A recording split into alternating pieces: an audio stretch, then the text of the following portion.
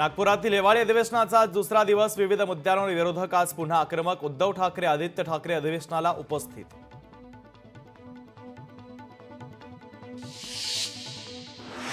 छगन भुजबळांची नाराजी योग्य आहे, जितेंद्र आव्हाडांचं महत्त्वाचं वक्तव्य.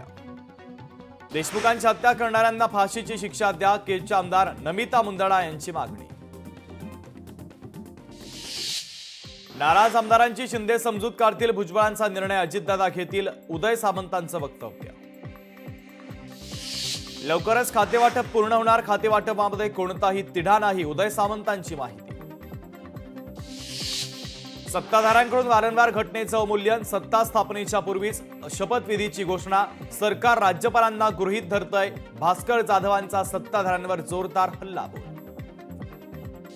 भास्कर जाधव अभिभाषणावर बोलतात की वैफल्य व्यक्त करतात, भातखळकरांचा जाधवांना टोला.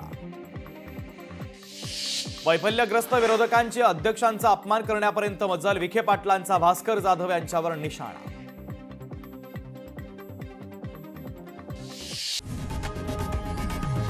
लोकशाही मराठी ऐका, पहा, जागरूक रहा.